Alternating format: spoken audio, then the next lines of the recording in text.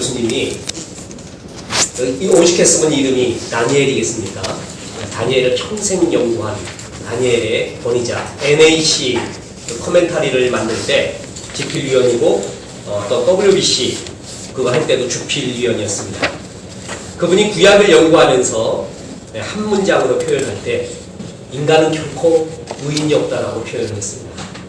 하나님이 제일 싫어하는 사람이 의롭게 보이는 듯한 자기 자신을 의로운 채 하는 사람을 제일 싫어하고 하나님은 결코 의인이 없는 가운데 그들을 긍휼히 여기시고 사랑하시는 하나님의 역사 그게 신구약의 역사다라는 것을 잊을 수가 없습니다. 나우엔이라는 사람이 있습니다. C.S. 루이스, 헨리 나우엔, 존 스타트, 아더 핑크 이런 사람들은 우리가 꼭 통과해야 될 그런 신앙의 거장들입니다. 헨리 나우엔 또 존 스타트도 얼마 전에 죽었죠. 이 헨리 나우엔이 말입니다. 그렇게 글을 보면은 정말 멋져요. 어떻게 이런 글을 또 그 최고의 학벌 아닙니까? 최고의 명강사였고 그 사람들을 보러 올 정도의 그리고 세계적인 베스트셀러를 쓰게 됩니다. 정말 이런 깊이 있는 글을 쓸까 하는 그런 사람이지만 실제로 그를 만나본 사람의 이야기를 들어보면 조금 다른 편입니다. 굉장히 심약하다. 사람이 감정의 기복이 심하고 심약하고 이야기를 하면 파트서로 운대요. 그렇게 뭔지는지를 모르겠는데 그렇게 울기도 하고 또 자기 얘기만 그렇게 한대요. 남 이야기할 틈을 안 주고 굉장히 의외였습니다. 저는 이 글을 근래에 읽어봤습니다. 헨리 나우엔에 대한 정말 깜짝 놀랐어요. 그러다가 옛날 대학교 캠퍼스 시절이 생각이 났습니다. 이당 소정주가 나를 키워준 건 파라리 바람이다. 나는 내 인생을 키워준 건 파라리 캠퍼스였습니다. 캠퍼스가 정말 귀한 체험 가운데서 많은 것을 보고 느꼈습니다. 제 인생을 결정하기도 했고 주님을 사명을 받기도 하고 뜨겁게 만나고 제 아내도 얻게 되고 일생의 동역자들을 얻은 것이 캠퍼스였습니다. 그 캠퍼스에서의 추억과 그리고 그 캠퍼스에서의 그런 어떤 기억 중에 하나가 뭐냐면 제가 여러 번 간증을 했듯이 대한민국의 유명한 시인과 소설가들을 찾아다닌 거였습니다. 조정래, 황석영, 이문열, 이청준, 또 박경리, 지금은 김훈 또 유명한 사람들 많지만 그때 당시에는 아주 떠오르는 샛별들이었어요. 그들을 찾아가서 만나 대화하는 것이 제 생에 제 그릇을 넓혀주고 호연주기를 들려주는데 굉장히 도움이 됐습니다. 그런데 그들을 만나본 결과 그들이 쓴 글보다 큰 사람은 한 명도 발견하지 못했습니다.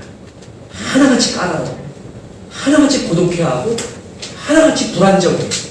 특히 제가 여러분 수요 예배니까 그냥 편히 말씀을 드립니다. 이 주일 예배는 전국적으로 세계적으로 나누라고 말을 못하는 게 많은데 조정래 씨를 만났을 때 그 사람이 태백산맥이라는 장편 소설을 쓰지 않았습니까?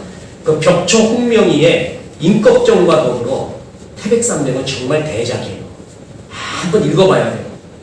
그런데 정말 그때 내가 읽어도요. 감성이 있었을 때 읽어도 조금 문제가 뭐냐면 너무 빨치산이나 이런 해방운동했던 사람들을 비화를 했어요. 우리의 국방군이나 유엔군 같은 건 아주 좀 우습게 여기고 그들을 너무 미화했어요. 그런 비판은 들을만 하거든요. 그러니까 작가, 독자가 아무런 그런 개념 없이 타블로 라사, 백지인 상태에서 그걸 보고 이런 느낌이 들었다면 존중을 해줘야 돼요. 그래서 그 대학생의 입장으로 그걸 읽고 좀 그런 경향이 있지 않습니까? 라고 했더니 막 불같이 화를 내는 거예요. 불같이. 막 말을 더듬어 하면서요. 이 사람은 왜 이럴까? 난 읽고 내 의견을 말할 뿐인데 정말 나는 이걸 느껴서 말할 뿐인데 말이에요. 그죠? 그런데 그걸 보고 그때 놀랬었는데 더 놀란 거는 나중에 어떤 작가가 다큐멘터리 작가 PD가 가서 조정래 씨와 대담하는 장면이었습니다. 그때도 저와 똑같은 지적을 했어요. 그때도 나한테만큼은 아니지만 불같은 화를 내는 걸 봐요. 그렇습니까? 글쎄요, 제가 이런 생각에서 그렇게 썼습니다. 이렇게 말하면 되는데 막 혈기를 내요. 그때도 느끼는 게 뭐냐면 저의 아주 단순한 견해입니다. 의인은 없구나. 하나도 없구나. 그 말이 맞다. 그렇게 활자화되고 나가잖아요. 활자화돼 나가면 활자의 마력이라는 게 있어요. 거기에 다 속아요. 멋져 보여요. 근데 실제로 그거의 저작자를 찾아보잖아요. 만나보잖아요. 나보다 못한 경우가 태반입니다. 인격과 정서의 상태와 그리고 고독을 견디지 못하고 진짜 만나보면 그래요. 만나볼 뿐만이 아니라 한 3일 동안 지내보면은 그냥 그 책 별로 읽고 싶은 마음이 없을 경우가 굉장히 많을 거예요. 그걸 보고 정말 크게 느낀 거였습니다. 여러분, 우리가 읽었던 위인전이라고 아십니까? 요즘 안티 위인전 이야기 아세요? 요즘 작가들은, 요즘 어머니들은요, 위인전 읽히지 말자는 거예요. 특히 위인전 중에 동화 중에 최고로 안 좋은 동화 1, 2위가 신데렐라하고 백설공주라는 거 아시죠? 그거 정말 안 좋은 동화다. 내가 읽히지 말자는 거야, 아예. 그 신데렐라병, 백설공주병에 빠져들면 여자가 평생 부치의병이 된다는 거예요. 내 남편을 보니까 왕자가 아니라 여기서 막 굴러먹던 남궁과 그 손녀에서 남궁 같은 놈, 도둑놈 같은 게 하나 들어와가지고 평생 나를 공주로서 그런 왕자를 만나야 행복한 건데 이거에 시달리는 게 신데렐라병, 백설공주병이에요. 아주 그냥 헛된 생각을 심어준다는 거죠. 마찬가지로 위인전도 그래요. 왜 위인전 일으키지 말자 그러냐 하면은 위인전에서 팩트, 사실이 몇 가지냐? 팩트가 50%도 안 된다는 거죠. 실제로 위인전 작가들은요, 동화입니다, 동화. 그러니까 정확한 고증에 의한, 실증에 의한 전문 주석서가 아니라 작가의 창작물입니다. 교훈을 위한 창작물 동화가 대부분입니다. 그래서 우리가 읽었던 위인전과 실제로 거기서 나오는 사람은 다릅니다. 그게 굉장히 많이 있습니다. 여러분, 연예인들 보면은요, 신비주의를 지향하는 연예인 아세요? 뭐, 이제 야비한 그냥 머리도 막 이래가지고 뭐 노란 머리 비슷하게 덧된 갈색 머리 했다가 말도 제대로 안 하고 아주 신비해요. 만나면 어떤가? 아무것도 아니야, 정말 만나보면은요, 야, 저 신비주의라는 게 얼마나 우리가 속고 있는가. 우리나라에서 대표적으로 연예인 신비주의를 지향하는 몇 사람 있잖아요. 근데 그 주변에 아는 사람 말 들어봐요. 그게 신비한가. 자, 이런 것들이 우리가 어찌 보면 속고 있는 것이죠. 여러분, 발명한 에디슨. 우리는 그 사람은 혁신이고 긍정이고 노력의 왕으로 봅니다. 네, 여러분, 위인전에서 만나는 발명왕 에디슨은 그렇지만 실화 에디슨은 그렇지가 않습니다. 그 사람이 최초로 블록버스터 영화의 불법 복사자 상영자입니다. 네, 그 세계 최초예요. 그래서 그 사람 때문에 원작자인 조르주 멜리에스, 이 사람은 엄청난 손해를 봅니다. 미국에 상영을 못해요. 그 미국에 그것을 빼돌려서 상영한 게 에디슨이었습니다. 엄청난 돈을 받았던 때입니다. 에디슨이 말해요. 전구의 최초의 발명자가 아닙니다. 그리고 에디슨 스스로가 밝혔듯이 내가 발명한 거의 모든 것은 모방이라고 말했습니다. 그는 그런 좋은 말로 창조적 모방, 그 말은 맞아요. 태 아래 새 것은 없습니다. 전부 영향을 받아서 거인들의 어깨를 딛고 일어난 것이지 내가 완전히 새롭게 만들어낸 것은 없습니다. 근데 에디슨은 조금 심했을 뿐이에요. 너무 심하게 남이 활용정점을 끊지 못하는 게 있거든요. 딱 그냥 끊는 게 있어요.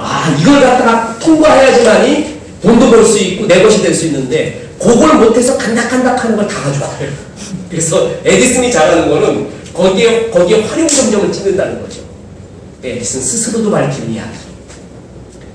미국 초대 대통령인 조지 워싱턴, 그의 유명한 일화 중에 하나가 애지중지 여기던 아버지의 나무를 자르고 누가 그랬냐고 불가초화를 낼 때 정직하게 내가 했습니다. 그러니까 아버지가 그 정직성을 인정해갖고 화를 안 냈다. 그거 아니고 유명한 일화 아닙니까?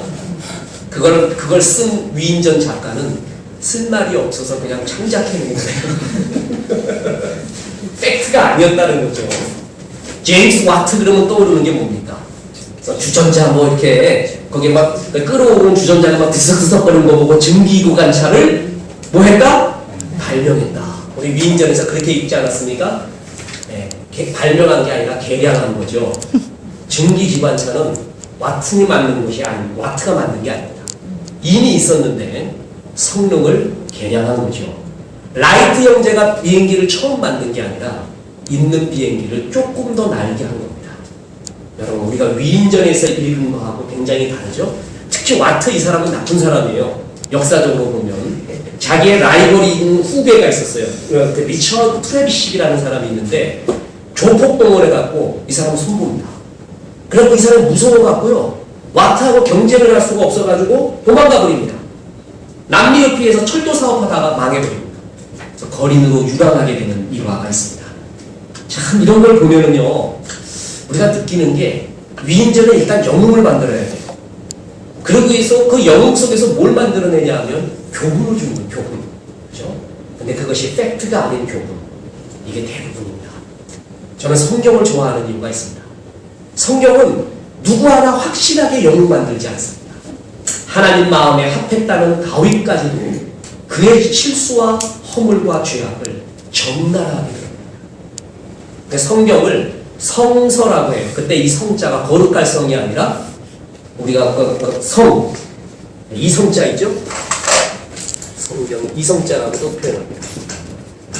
인간의 성적인 타락에 대해서 너무 적나라하게 드러납니다. 19금이 아니라 30금이야. 30금. 30살 전에 잊지 말아야 될 부분도 너무 많아요. 어찌 이런 범죄도 있을까? 그걸 적나라하게 다룹니다. 정말 정직한 것이 성경입니다. 성경이 인간의 작품이 아니라는 또 하나의 증거가 뭔지 아세요? 구원에 대한 이야기입니다. 여러분, 구원에 대한 거에서 저는 이렇게 지었다면 얼마나 교회가 부흥하고 좋을까. 하나님이 11조를 안 내거나 감사헌금을 안 내거나 적절한 시기에 돈을 안 바치면 구원을 얻을 수 없다. 이런 구절이 하나라도 기록되어 있으면 교회는 재정난에 허덕이는 교회는 거의 없어질 겁니다. 구원의 요건이 뭐예요? 돈이니까 말해요. 성경은 그런 얘기 안 해요.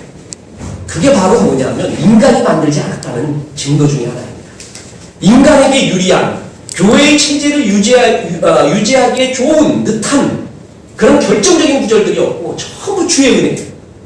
공짜였어요. 정말 성경은 믿을만합니다. 읽어보면 읽어볼수록 성경은 믿을만합니다. 여러분, 그 성경의 주제가 무엇인가? 의인은 없다라는 겁니다. 그 찌질이들을 사랑하시고 은혜로 감싸주셔서 마침내 선한 길로 인도하시는 하나님의 사랑과 은혜의 역사. 그게 사사기의 주제고 성경 전체의 주제라는 것입니다. 오늘 본문이 그렇습니다. 우리는 기드온과 300용사, 그러면 벌써 그냥 성경 동화에서 블록버스터 영화 보는 것처럼 아주 대대적으로 등장하는 거예요. 횃불과 항아리 이야기하며 말이에요. 성경을 정직하게 연구해 보십시오. 기드온은 결코 의인이 아니었습니다. 우리와 똑같은 허물이 있는 사람들입니다. 그를 따랐던 민초들은 더한 놈들이에요. 이거 완전 찌질이의 상징입니다. 이런 사람들을 인내하시고 받아주는 주의 역사. 그게 구약의 역사요, 성경의 역사요, 사사기의 역사입니다. 하나님의 은혜로 겁쟁이 농사꾼이었던 기드온이 미디안 연합군을 300의 군사를 이겼습니다. 여러분, 3,000명 모아도 이길만 하다라고 얘기할 거예요. 일부러 300명까지 한 이유는 뭡니까? 하나님의 역사이다는 거예요. 나사로를 확실하게 죽을 때까지 기다렸죠. 코미디를 보면 또 그런 게 있잖아요. 이건 죽은 것도 아니고 산 것도 아니에요. 어제는 보니까 딱 막았는데 상대방이 때리는 걸 막았어요. 근데 그 몽둥이가 뭐냐면 플라스틱 아주 연한 걸로 돼 있어요. 그래서 딱 막았더니 막은 게 이렇게 들어와요. 계속 맞아. 그러니까 그걸 막는 사람이 하는 게, 이건 막는 것도 아니고 막는 것도 아니고 때리는 것도 아니고 막는 것도 아니고 안 맞은 것도 아니에요. 막았는데 계속 맞는 거예요. 죽은 것도 아니고 안 죽은 것도 아니에요. 그런 상태가 아니라 말을 못하게 확실히 죽은 다음에 갔어요. 확실한 하나님의 역사였어요. 미디안의 그 대군을 갖다가 300군사를 이겼다는 건 확실한 주의 은혜였다는 거예요. 그죠? 그러면 이제 축제가 벌어져야 돼요. 무용담을 얘기하며 어떻게 이런 일이 있을 수 있을까? 그 축제에 찬물을 끼얹는 무리가 나타납니다. 그게 에브라임입니다. 에브라임 지파가 자기가 주도하는 전쟁이 아니었다고 항의를 하게 됩니다. 환장을 넘으시고 8장 1절 한번 읽어보겠습니다. 5쪽에 나옵니다. 에브라임 사람들이 시작. 에브라임 사람들이 기도에게 이르되 내가 미디안과 싸우러 갈 때에 우리를 부르지 아니하였으니 우리를 다시 대적하며 지문지문하고 크게 뭐라고요? 다투는지라. 일촉즉발. 전쟁이 일어나게 될 상황입니다. 에브라임은요, 스스로 자기가 이스라엘의 중심으로 리더로 생각하고 있었습니다. 자기 스스로 생각하는 거예요. 미국이 전 세계의 경찰 국가예요. 그리고 프랑스가, 영국이, 또 중국이 세계의 경찰 국가예요. 그래서 우리가 핵도 가져야 되고 모두 우리는 이성적이고 뭘 해야 된다라고 얘기했더니 미국의 유명한 사회평론가인 노암 촘스키라는 사람이 있습니다. 누가 미국을 가리켜, 그리고 또 중국과 영국과 프랑스를 가리켜 세계의 경찰 국가라고 누가 말했더냐. 그 예수님이, 하나님이 창세기에 말한 것처럼 누가 말했더냐. 너희들 스스로가 말했지 않느냐. 웃긴 얘기죠. 어찌됐든 간에. 그래도 그런 힘으로 버티고 있다는 건 대단한 겁니다. 누가 말했더냐. 에브라임이 이스라엘의 중심이라고 누가 말했더냐. 근데 스스로가 중심이라고 생각하고 있었습니다. 그런데 그 자기 자신들 없이 미디안을 이겼다는 거예요. 그리고 폐잔병 처리나 하는 그런 일을 하라고 우리가 있는 겁니까? 하고 항의를 시작합니다. 환장하는 것입니다. 여러분, 이건 기득권 싸움입니다. 전쟁 끝나고 나서요, 항상 일 안 했던 사람이 무임승차하면서요, 어떤 일을, 그렇잖아요. 정말 피땀 흘려서 추전선에 나가서 피 흘리고 손에 물 묻히고 흙 묻히고 피 흘린 사람들이 있는데, 전쟁 다 끝나고 난 다음에는 무임승차하는 사람들이 있습니다. 그러고 난 다음에 왜 나를 안 껴주냐? 막 이래가면서 말이에요. 끼려고도 들지도 않았고 숨어 있었던 사람들이 말이에요. 근데 그런 얘기합니다. 정말 이게 옛날이나 지금이나 똑같습니다. 기득권이에요. 이제 이기고 난 전승에서 전리품을 나눠가지고 이제 논공 행상을 하는데 그게 기득권을 자기가 하려고 합니다. 뿐만 아니라 이것은 300명이 이긴 여호와의 전쟁이었죠. 여호와의 전쟁을 우리의 전쟁, 나의 전쟁으로 만들어 버리려고 하나님께 항의한 겁니다. 왜 에브라임 지파인 우리를 쓰지 않고 찌질이 지파인 므낫세 지파를 쓰고 아므론 출신 성부도 그냥 저 밑바닥 같은 기드온을 씁니까? 하나님의 섭리에 대한 항거입니다. 환장한 것이. 하나님 속도 좋아요. 이런 거 빨리 벼락쳐야 되거든요. 근데 기드온도 속도 좋아요. 기드온이 말이에요. 당신들 말이요. 전쟁할 때 어디 있었어? 지금까지 수고한 거 뭐예요? 정말 내가 한번 얘기해볼까요? 한번? 정말 뭐 했어? 이렇게 눈물 흘리고 이렇게 피땀 흘리고 당신 뭐 했어? 이 말 한마디 하면 전쟁이 일어날 판이에요. 기드온은 그 말 하지 않습니다. 그리고 속도 좋게 이렇게 말합니다. 내가 한 조그마한 일이 여러분이 한 그 엄청난 일에 비교나 되겠습니까? 에브라임 여러분의 뜬물 포도가 우리 므낫세 가문의 만물 포도보다 낫지 않습니까? 우리가 전쟁을 했다고 하지만 우리가 한 일이 뭐가 있습니까? 여러분이 오랫과 세임을 잡아오지 않았습니까? 이보다 더 큰 전과가 어디 있습니까? 아주 속도 좋게 이런 말을 해요. 그 말 듣고 에브라임이 이제 잠잠합니다. 여러분, 기드온의 이 말이 지혜로운 말 같지만 지혜로웠어요. 그래서 내분을 잠잠케 했지만 여기에 하나님의 이름은 하나도 드러나지 않았습니다. 그럼에도 불구하고 이 말을 했어야 됩니다. 300군사로 12만 대군을 이겼습니다. 있을 수 없는 일 아닙니까? 이건 주님의 전쟁이었지 기드온의 전쟁도 에브라임의 전쟁도 아닙니다. 하나님의 전쟁이었습니다. 이게 정답이었습니다. 그런데 뭐라 그랬냐면 그 말 한마디도 않고 내가 전쟁에서 이겼는데 그게 뭐 큰일이겠습니까? 당신의 끝물이 우리의 만물보다 최고의 정점보다 낫지 않습니까? 막 이러면서 또 마지막 적장들을 잡아오지 않았습니까? 이게 최고 아닙니까? 이러면서 달래기는 했어도 하나님의 영광은 전부 가려버립니다. 에브라임이나 그걸 달래려고 하나님의 영광을 가리고 있는 기드온이라 다 그 동네 그 나무의 그 박 사람들입니다. 이렇게 의롭지 않은 모습들이 나옵니다. 여기에 또 환장할 두 곳이 등장하는데 스꽃과 우누엘이라는 지방입니다. 미디안은 폐잔병 1만 5천 명이 도망가요. 1만 5천 명 아직도 어마어마하지 않습니까? 그래도 이미 공황 상태에 빠져갖고 무기력해졌어요. 근데 기드온은요 300군사 자기를 따랐던 목숨을 걸었던 300군사 데리고 다시 그들을 쫓아갑니다. 사실 이럴 때요 기드온의 마음 가운데 그래요 마지막 점을 치지요. 마지막 목을 치지요. 에브라임 따라옵시다. 따라갑시다. 그럼 에브라임이 따라올 것 같아요? 안 따라올 것 같아요? 여러분 생각에. 안 와요, 안 와. 뭔 핑계를 대서도 안 와요. 나 기분 완전히 김 샜어. 아, 이렇게 김센 상태에서 우리 보고 가라고 또 별 핑계도 안 될 거예요. 그러니까 그런 거 아예 제껴놓고 난 다음에 목숨 걸고 따라왔던 300군사 갖고 15,000명을 추적해요. 험준한 살령이었습니다. 지치고 피곤했습니다. 그때 저기 마을에 연기가 나는 걸 보았어요. 동산의 아침 햇살 구름 뚫고 솟아와 새하얀 접시 꽃잎 위에 얹을 때 뭐 가자 천리길 내 나라 내 땅에 내가 간다. 이게 그런 노래가 있지 않습니까? 여러분 아세요? 잘 몰라요. 여러분 공부만 해가지고 네? 대학 다닐 때 그 노래 부르면서 갈 때 그렇게 마음이 좋았습니다. 아침 새벽에 일어나 보니까 참 조국 땅에 그 마을에 그 밥 짓는 연기 나는 게 그렇게 신기했어요. 참 좋았어요. 그 추억이. 예, 그래서 그런 노래 부르거나 그걸 바라볼 때 그 희망 이런 것들이 굉장히 신선했습니다. 가보니까 저기서 밥 짓는 연기가 납니다. 그래서 기드온은 분명히 뭐냐면 이스라엘 땅이거든요.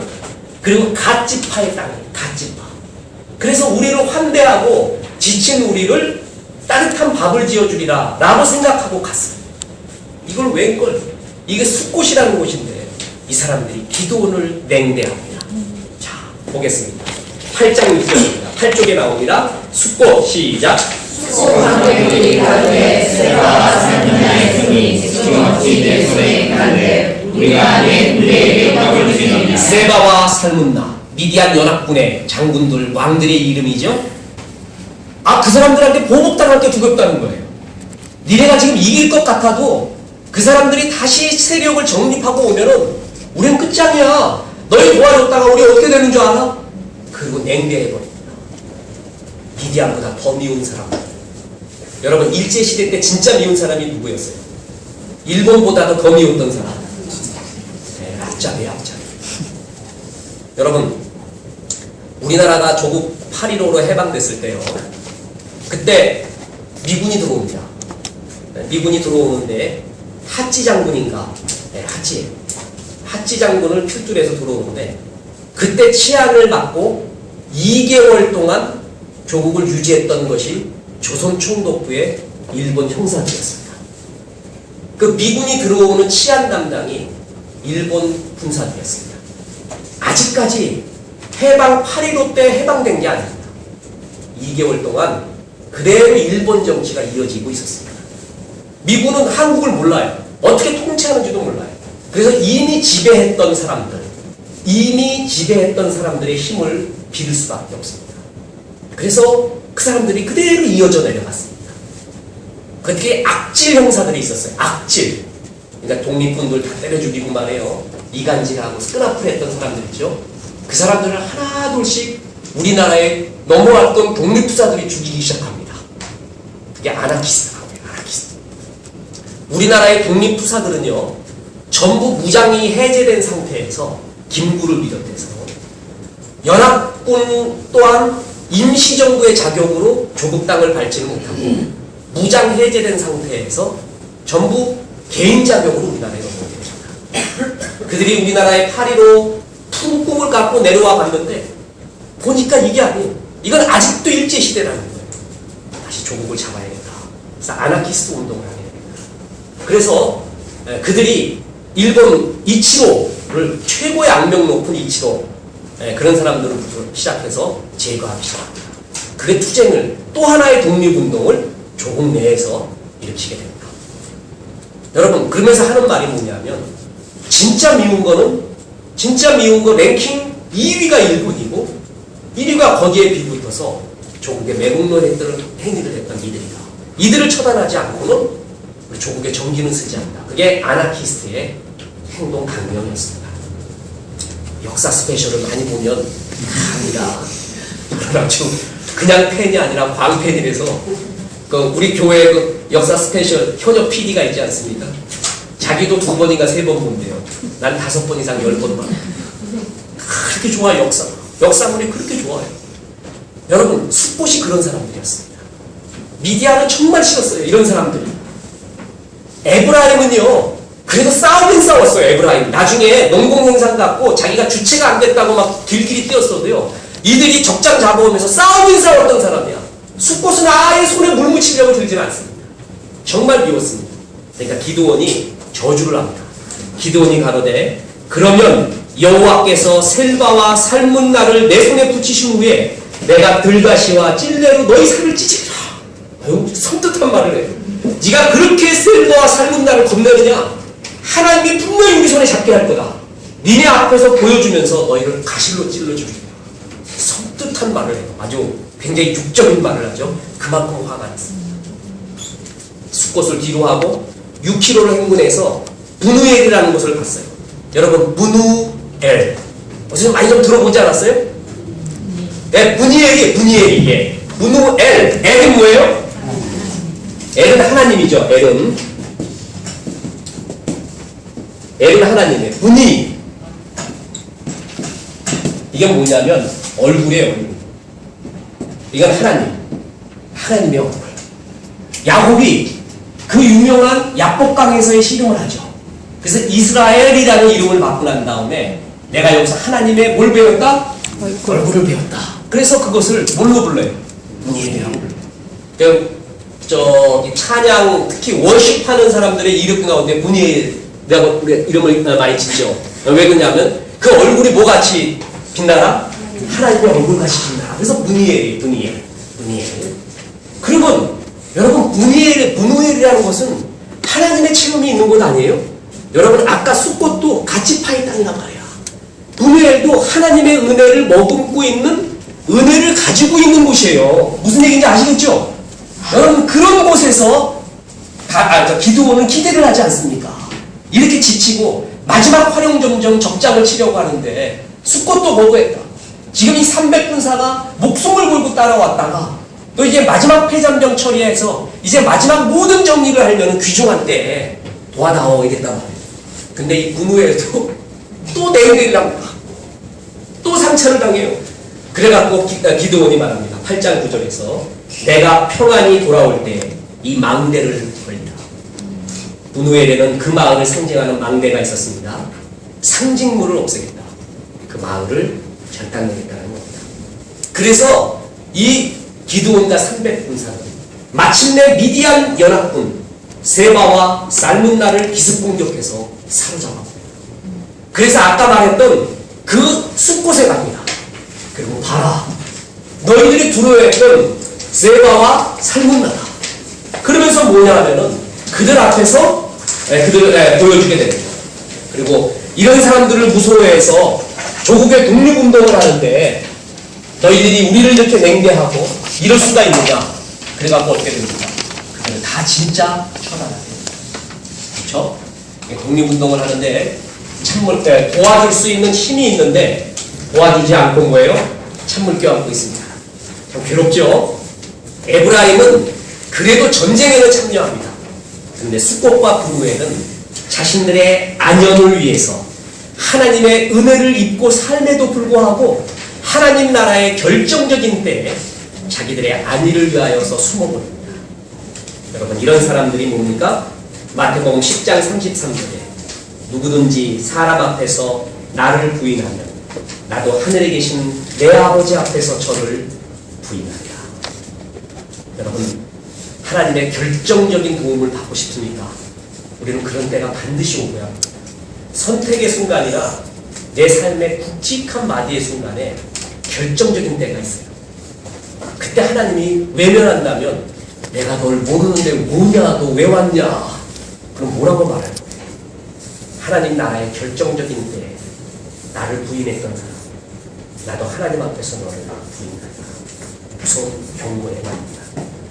하나님 앞에 늘 쌓아야 되는 그러한 충실함이 여기에 나옵니다. 여러분, 그 의와 공덕과 하나님 앞에서의 은혜의 빚진 마음의 사랑의 행위, 주님은 하나도 떨어지지 않게 그걸 다 기억합니다. 역사를 봐도 성경을 봐도 내 때에 이루어지지 않는다면 그 홍복이 자녀의 때에 이루어지는 것을 볼 수가 있습니다. 정말 떨어지지 않아요. 헤비타트 운동, 여러분, 그것이 헤비타트가 그 전 세계에 그 집 없는 사람들을 위해서 집 지어주는 그 유명한 사람이 누구예요? 헤비타트에 지미 카터 아닙니까? 50만 채 지어줬어요. 네, 저 우리나라에서도 지원을 했었습니다. 저도 지원을 해갖고 심사 대상에 들어가서 우리 박채관 목사님 개척하는데 도와드리려고 그랬더니 교회가 없는 곳을 제시를 하래요. 세상에 난 그때 정확하게 알았어. 우리나라에 교회가 없는 곳은 없어요. 저 낫도 어디나 할지라도 교회는 다 있어요. 그때 축복받았구나 우리나라가. 적어도 대한민국에 태어난 사람은 복음 못 들었다고 핑계댈 수가 없어요. 핑계치 못할 짓이야. 그때 알았어요. 대단해요. 대단해. 모든 것이 다 있었어요. 그 헤비타트 운동은요 사실 실패한 운동이었습니다. 원래 헤비타트 운동이라고 하지 않고 제가 이름을 기억나지 않는데 어떤 다른 운동이었어요. 그걸 시작했어요. 가난한 사람들을 위하여 나누어주는 운동이었어요. 그런데 그것을 이루었던 사람이 시작했던 사람이 열매를 맺지 못하고 쫄딱 망하게 됩니다. 그래서 의도는 좋았지만 망해가는 사업이었어요. 근데 그 사람 생각으로는 주변의 사람들 생각으로서는 망한 사업으로 여겼는데 그게 아니었습니다. 그것을 딱 보고 있었던 변호사 한 사람이 있었습니다. 이건 굉장히 좋은 정신입니다. 그래서 이 정도로만 수정하면은 이것은 정말 좋은 하나님의 나라가 될 거다 하고 시작한 것이 헤비타트였습니다. 그 정신을 그대로 이어받은 겁니다. 그 사람이 실패한 것이 아닙니다. 주님 나라에 뿌렸던 선한 씨앗은 반드시 열매를 맺습니다. 그래서 때가 이르면 거둘지니 너희가 선한 일을 하면서 뭐 하지 말라? 낙심치 말라. 우리가 뿌리고 있는 기도, 드리는 예배, 주 앞에서의 헌신, 여러분 이것은 그냥 떨어지는 법이 없습니다. 반드시 주님이 뭐예요? 기억하고 있습니다. 그래서 더욱더 결정적인 때에 주님을 부인하지 않고 주님 앞에 헌신했던 사람이 있습니다. 결정적인 때에 외면한 사람이 있습니다. 결정적인 때에 부인하지 않았던 사람. 주님은 그 사람을 결정적일 때에 결코 부인하지 않을 것입니다. 닥터 지바고 아십니까? 거기에 여자 주인공이 이름이 뭐죠? 라라. 네. 성경을 많이 보세요. 라라의 상처가 있습니다. 트라우마가 있는데 그게 뭐였습니까? 시베리아 그 철도가 지나가는데 자기 아버지가 자기의 손을 잡고 있다가 놓았다는 거예요. 그걸 놓았대요. 자기는 그걸 잊을 수가 없고 끝까지 목숨을 걸고 잡고 있어야 되는데 그 손을 놓았다는 거예요. 되게 평생의 트라우마로 견디지 못합니다. 그걸 삼촌이 듣고 있다가 뭐라 그러는지 아세요? 라라, 그 손을 놓은 거는 실은 네 아버지가 아니었다. 그 말을 아버지가 아니었습니다. 그래서 놓은 겁니다. 아버지는 결정적인 순간에도 놓지를 않습니다. 그때 라라가 치유가 됩니다. 아버지가 아니었다는 것이고, 여러분 하나님 나라 사랑하는 사람은 결정적인 순간에 놓지를 않습니다. 그렇죠? 근데 사랑하지 않으면 결정적인 순간에 항상 돌아섭니다. 습곡과 분노에 하나님 나라의 결정적인 순간에 외면합니다. 주님은 이제 그들의 이름을요 습곡과 분노에는 이날 이후로 나타나지 않습니다. 하나님 나라에서 족보에서 파버렸습니다. 아예 끝나는 나라, 끝나는 마음으로 만들어버립니다. 여러분 주님의 결정적인 때 옆에서 도와주고 힘써주신 정말 귀한 삭백용사, 눈물겹게 고마운 것이 아닙니다. 오카루 목사님이 참 조국의 큰 별이죠. 저도 제일 존경하는 사람 오 목사님을 듭니다. 지금 얼마 전에 인물이 누구냐? 오 목사님이 나왔습니다. 네, 여러분 눈이 정확한 거예요. 오 목사님이 교회를 개척하고 짓고 어려움에 처했고 이랬을 때 자기가 평생 잊지 못하는 사람들이 있대. 그래서 이런 사람들이 있었기 때문에 오늘날 사랑의 교회는 세워졌다고 말합니다. 자기가 정말 그 사람들의 실명을 얘기하면서 축복하고 싶다는 거예요. 그러면서 자기는 기도의 순간에는 그 사람들의 이름을 부르며 축복을 합니다. 진심의 마음으로 그 사람들을 축복받을 거라고 자기는 확신한다고 하며 하나님께서 이 부족한 종의 기도를 분명히 들어줄 거라고 하면서 진심으로 축복하는 걸 봤습니다. 결정적인 순간에 함께 있었던 300용사 그런데 그 결정적인 순간에 뒷전에 있다가 일 다 벌어지고 이겨놓으니까 내공이요 하고 왜 나는 어떻소 하고 내공 내세우는 사람. 그래도 그나마 그 사람은 싸웠어. 막판 무임승차라도 하지 않고 조금이라도 싸웠어. 아무 일도 안 하면서 이 독립운동하는 사람을 냉대했던 사람. 하나님은 정확하게 기억하고 있는 거예요. 네, 하나님 나라는 이런 정확한 하나님의 공의의 나라라는 것입니다. 자, 이렇게 되니까 이제 이스라엘 백성들은 희망에 부풀었습니다. 기드온, 그대가 있으면 우리나라는 평안합니다. 당신과 함께하는 하나님을 보았고 또한 당신의 위대한 능력을 보았다. 우리의 왕이 되주십시오라고 합니다. 이 말을 딱 듣는 순간 기드온이 이제 최고의 시험에 다다르게 됩니다. 국민이 원한다면, 나는 원하지 않지만 국민이 원한다면 할 거야. 그러면서 국민 핑계 대면서 사람들이 원하니까 나는 싫지만 이렇게 나올 수가 얼마나 있을까요? 그때 사사기, 아니 신구약 성경을 통틀어 많은 신학자들이 최고의 선언이라고 말하는 선언을 기드온이 하게 됩니다. 자, 사사기 8장 23절 읽어보겠습니다. 11절입니다. 기드온이 시작. 기드온이 그에게 이르되 내가 너희를 다스리지 아니하겠고 나의 아들도 너희를 다스리지 아니할 것이요 여호와께서 너희를 다스리리라. 여호와께서 멜레크 너희를 다스리라. 이거 아주 유명한 말입니다. 여러분, 사사기의 하이라이트, 활용 정점이 이거라고 그래요. 하나님이 왕이 된다. 여호와가 왕이다. 이 유명한 말이에요. 사사기는 왕이 없으므로 자기 사람들이, 그때 사람들이 자기 소견에 옳은 대로 했다고 했죠. 왕이 왜 없기는 없어요.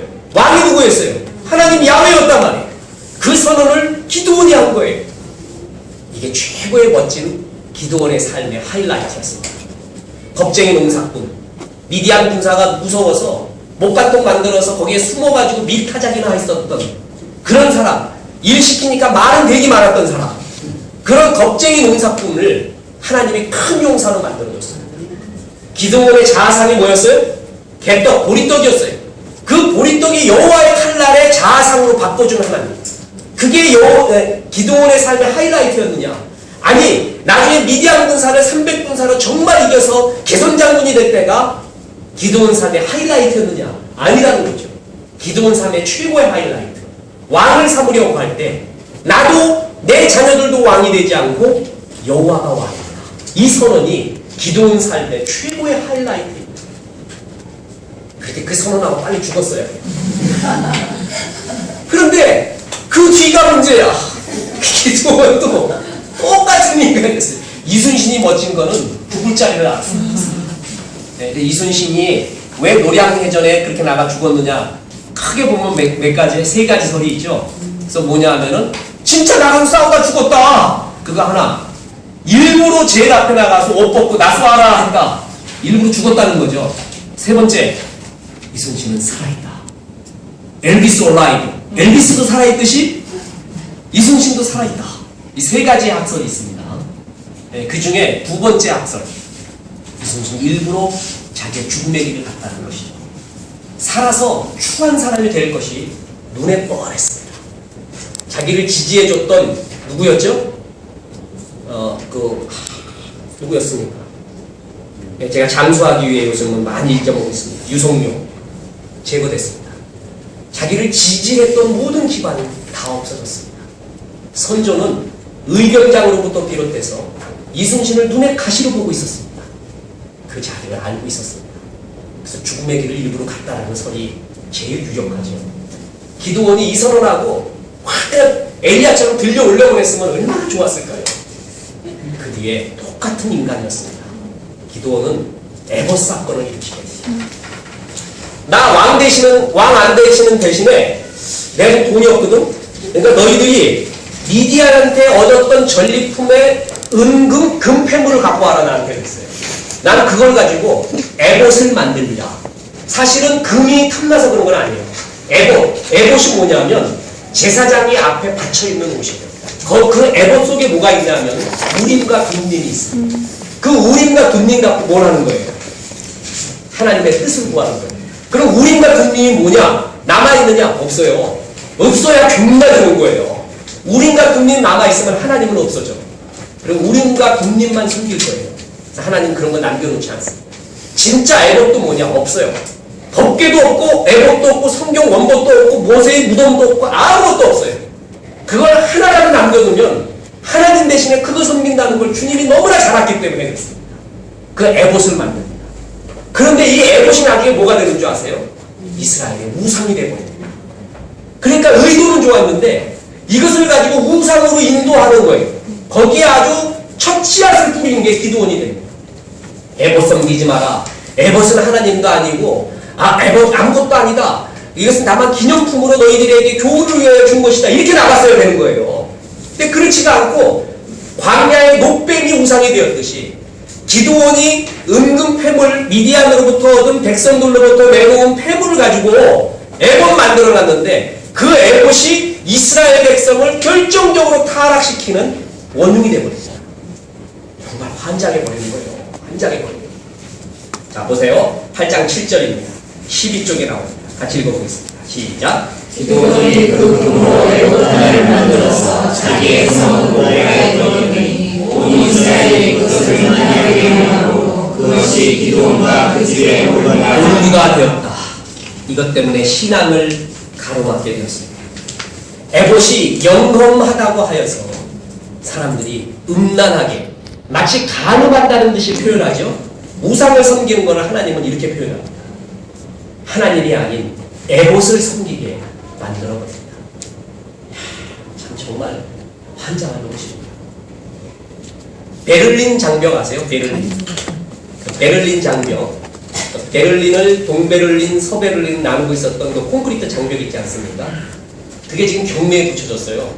그때 그 콘크리트 아시죠? 그게 없어지면서 사람들이 정으로 가서 쪼아. 그래갖고 그거를 갖다 집에 갖고 와요. 지금 뭐가 됐냐면 경매로 나옵니다. 이걸 너희들이 갖고 있으면 어떻게 된다고요? 모든 장벽이 허물어지는 영험한 효과가 있습니다. 현대를 살아도 소용없어요. 현대를 살아도요, 우리는 그 우상에 다 빠져요. 옛날이나 지금이나 정말 우리는 그렇습니다. 여러분, 이 에봇이 우상이 돼버려갖고 하나님의 뜻을 구하려면 하나님께 기도해야 되는데 에봇 앞으로 갑니다. 제 이런 일이 일어날까요? 게다가 여러분, 이 기드온은 힘도 좋아. 부인을 얼마나 많이 도와가지고 아들이 70이야 70. 게다가 가나안 여인을 첩으로 삼습니다. 그 첩에서 나온 자식이 아비멜렉입니다. 이 아비멜렉이 사사기 9장에 가서요, 기드온의 70명의 아들들을 다 죽여버립니다. 이 불행의 씨앗을 기드온이 남겨놓게 됩니다. 자, 아까 뭐라 그랬죠? 우리 성경 공부에서 배웠습니다. 이게 뭐예요? 이 정도는 알아야죠. 네? 설립자죠, 설립자. 네, 첩이에요. 첩은 뜻이 뭐냐면 서 있는 여자예요. 언제든지 도망가려고 서 있는 여자.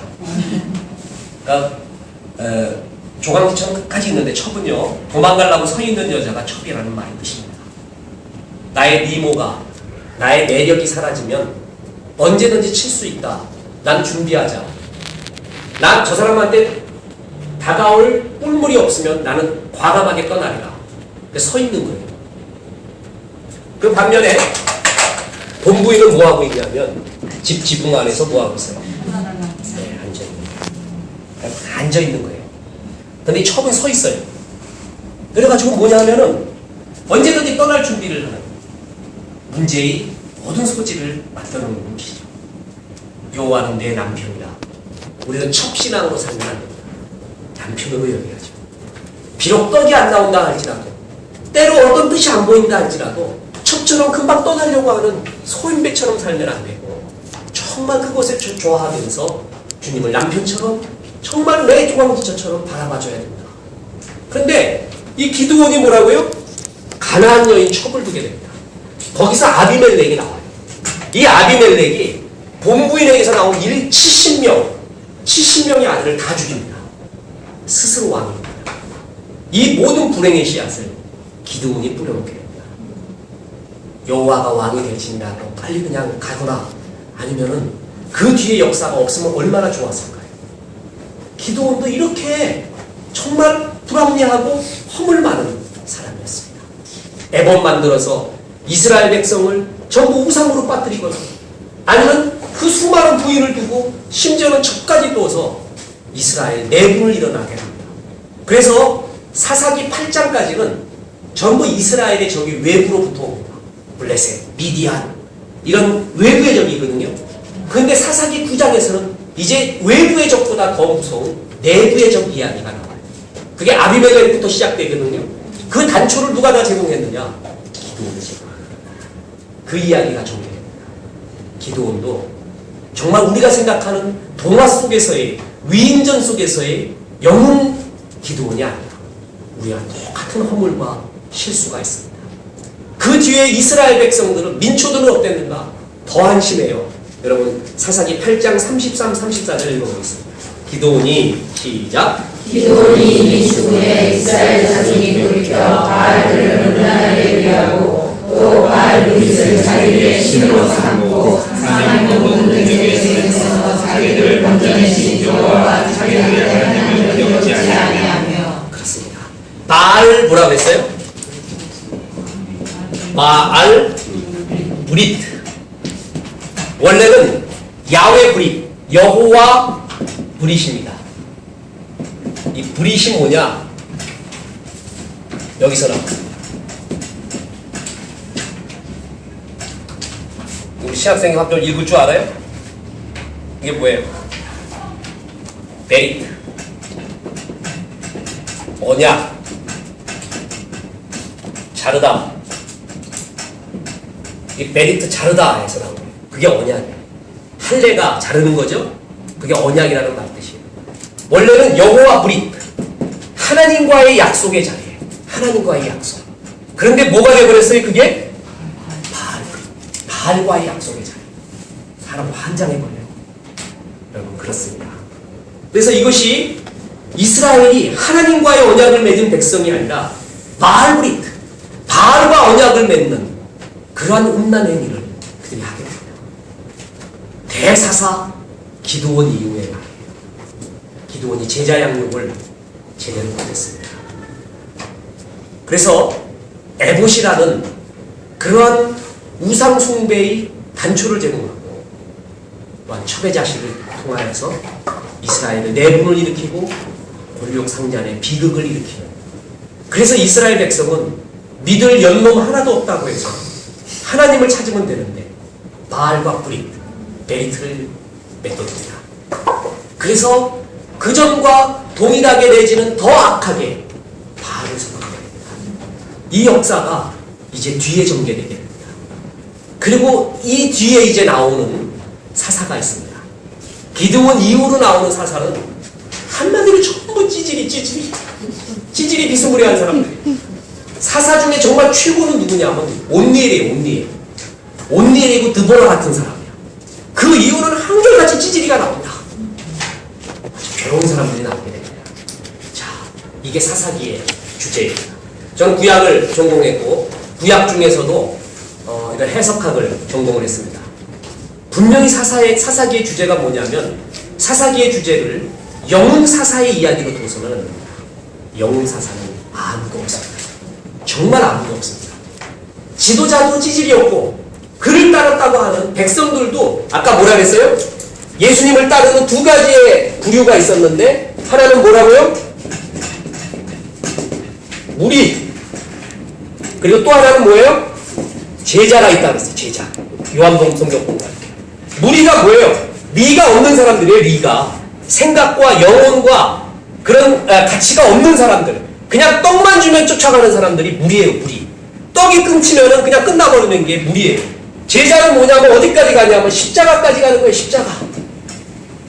그래서 나에게 떡이 없다고 할지라도 떡이 안 오는가 동시에 나에게 핍박이 오고 고난이 온다 할지라도 십자가까지 가겠다. 그게 제자예요. 그런데 예수님을 따라왔던 민중의 대부분은 무리들이에요. 무리. 리가 없는 사람들이 리. 생각도 영혼도 주님에 대한 마음도 없고 오직 뭐만 있는 거예요. 떡만 있는 거예요. 지금 이스라엘 백성이 무리가 되어갑니다. 하나님이 나에게 떡을 안 주면 바알에게 가서라도 떡 찾겠다. 과감하게 차버리는 첩신앙으로 변해버립니다. 조강지치시면 첩신앙으로 바뀌어버립니다. 여러분, 이런 비극이 사사기의 역사에 지금 나오게 되는 거예요.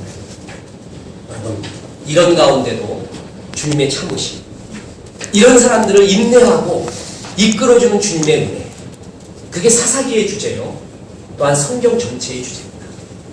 이런 가운데 예수님이 정말 싫어했던 부류, 자기 스스로를 의인이라고 자부하고 남들 우습게 알고 의인 행세를 하는 바리새인과 서기관을 끝없이 했습니다. 의인은 없습니다. 하나도 없습니다. 겸손하게 주님 앞에, 이런 나를 써주시는 주님 앞에 감사합니다라는 고백이 있을 뿐이지, 이런 부족한 자를 써주시는 주의 은혜에 대한 감격, 그에 대한 보답의 삶이 은혜에 감격하고 은혜에 응답하는 삶. 저는 이러한 찌질이들을 볼 때마다 느끼는 게, 우리도, 여러분도 그 속에 들어가야 안 들어가요? 들어가거든 분명히. 그거 안 들어간다 그러면 정말 괴로워요. 우리 찌질이 부류예요. 우리도 뒤져보면 다 그 모양이에요. 그러니 you can do it 아니에요? 너도 할 수 있다. 이런 사람도 쓰지 않느냐. 나중에 보면 입다라는 사람이 나와 있습니다.